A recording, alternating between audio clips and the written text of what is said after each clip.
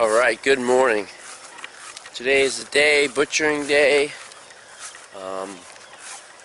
We had a fun night camping out with the boys yesterday. We did not put the chickens away, so we have got to round them up, put them in the tractor so it's easy to grab them.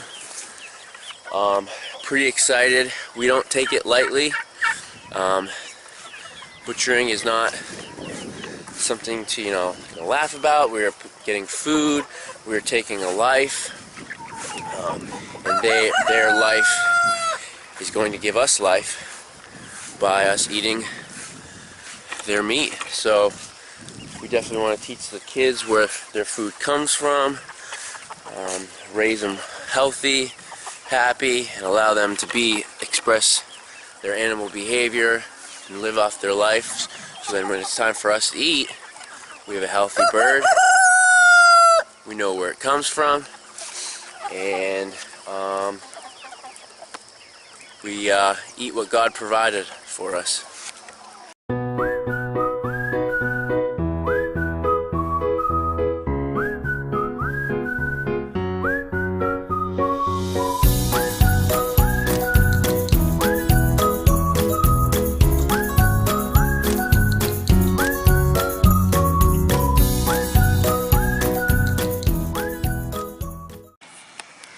Alright, that's all I can catch for now without my morning coffee. Trying to get an early start. Knives are sharpened, pluckers ready, tables ready, kill cones are ready,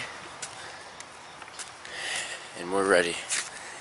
Ready for some fresh food.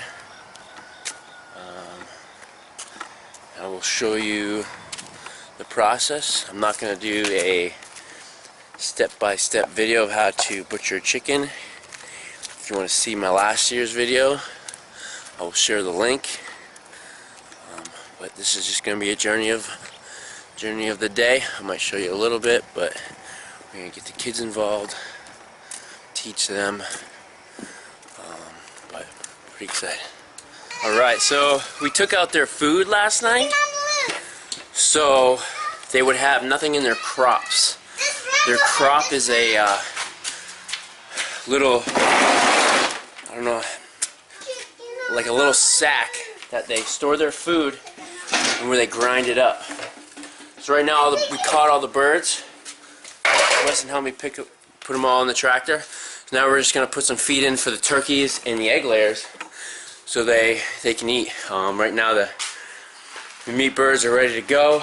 We're just going to set up and pray, and then we're gonna start the process. It's probably gonna be a all-day event, 50 birds to butcher, but we're gonna have fun at the same time. Oh my goodness, we match. I don't match. I don't match. Well, let's get some close up. We match. We gotta look like a team, right? I don't match because I need these. That's alright. Look at your American flag. Look at your American flag. I have cannibals. I have orange. Sometimes I go. And I match Daddy. Alright. Let's get these egg layers some food. Whoa. Whoa. This is too muggy. Spread it out a little bit. Spread it out a little bit. Because it will fall down. There it goes. I'm following my daddy. Alright, so we got a mouse problem in the garage. This is, I think the third bag we found with a hole in it. I mean, don't blame them. You got some nice rich food. But we gotta figure out that issue. Better storage. We might have to get a barn cat. I'll be right there, pal. Yeah, so to figure out that issue, especially over this winter, we're gonna have a family of mice eating all our food.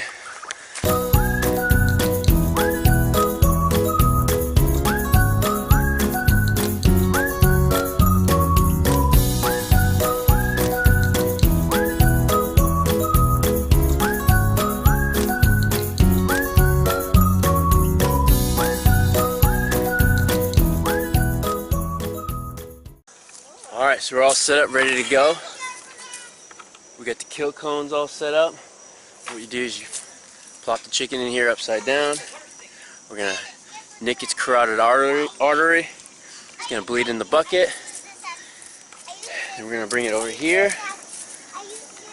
We're going to dunk it in the hot water. This hot water is going to loosen up. Oh, thanks, pal. This hot water is going to loosen up the feathers. Daddy? Once it's all good, we're going to throw it in the plucker, get it naked, then bring it on over to the butchering table. We're going to gut it, throw it in the bucket, and then put it in the ice chest to cool.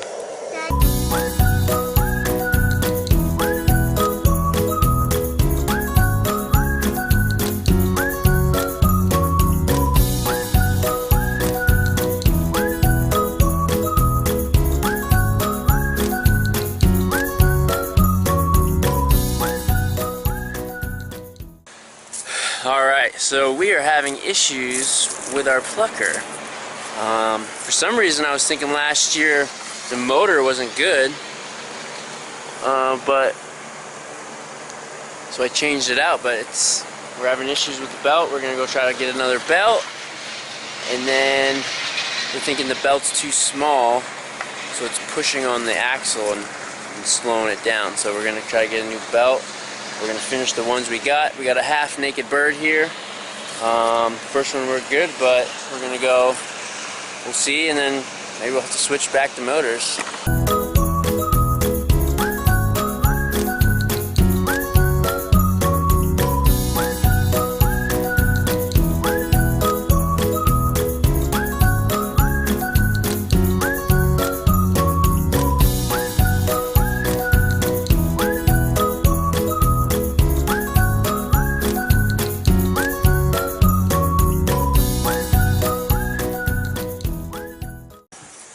So we think we've diagnosed the issue for the plucker. Chris is going to get another belt. We're thinking since I changed out the motor and it was bigger, I used the same belt, so it was pulling the shaft, bending the shaft of the motor, creating it to slow down as when we turn it on. But I just want to say a couple things from the last butchering video I did. Got a lot of negative comments. This is how we provide food for our family. We know exactly where the food has come from. We know exactly what they've eaten. So people might, have different views. We slit their throats to bleed them out. I don't want to, when I'm eating chicken or whatnot, I don't want to eat a piece of meat full of blood. Big commercial chicken plants, they use gas to kill them. Some use gas, some just chop their head off. But the biggest and most important thing for us is we know where our food is coming from and what's being put in them. Other people might have different views. They get their food from a grocery store. That's great. Go get whatever you eat, frozen pizza or not, but we know exactly where our food's coming from, exactly what they're eating. So for us, we are providing for our family and raising a healthy chicken that can express its chicken behavior, and we're not limiting them to a confined space and they're sitting in their own droppings and right behind me, across the street, not knocking them, but there's 2 chicken houses, no windows, they're just sitting there.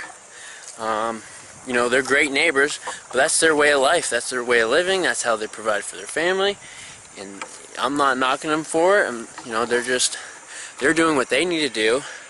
They feel in their heart is best for their family, and you guys are going to do the same thing, what you feel is best for yours. And we're doing ours. We're trying to save money, raise our own food, eat as much food off the land as possible, and live happy and healthy.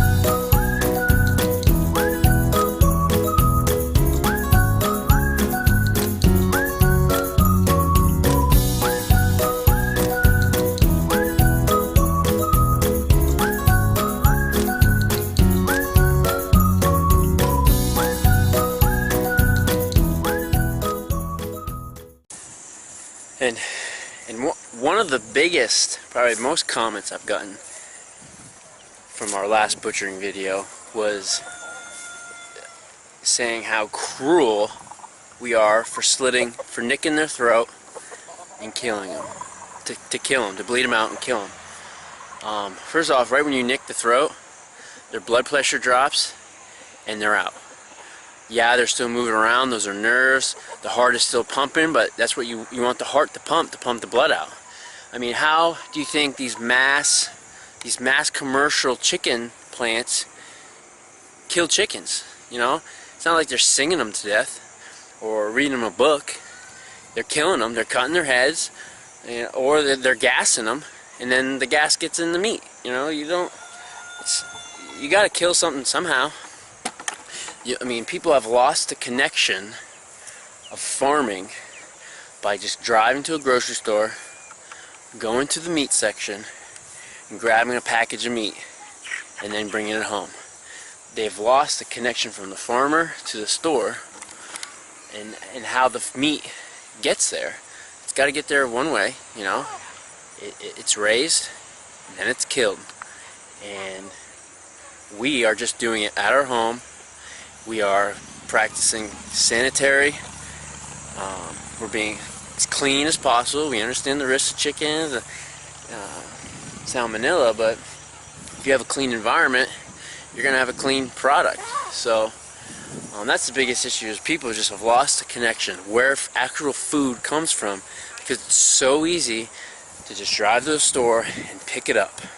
You know, they've lost the connection of how it gets there, and we're just living it and showing it through these videos, and we hope that, you know, it changes someone to think of just a different way, and remembering where food comes from, and just trying to live simpler, smarter, and we feel the most important is by the way of God.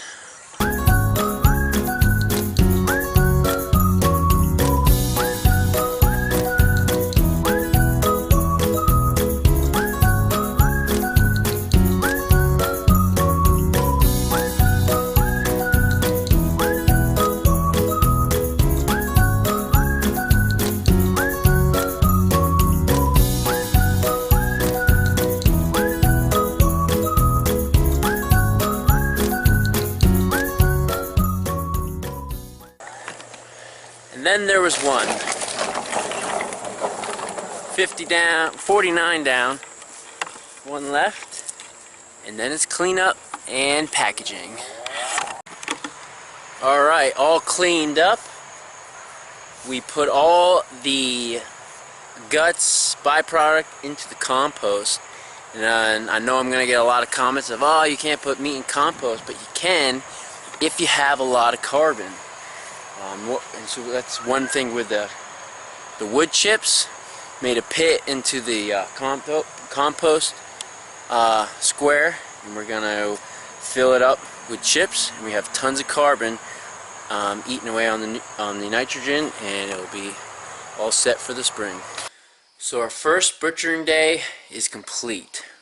We are super pumped. We got all birds butchered, cleaned, food saved, and now they're all resting in the refrigerator, and we're going to move them over to the freezer tomorrow. We are super blessed to be able to have this land, grow our children, and raise food that we can provide for our families.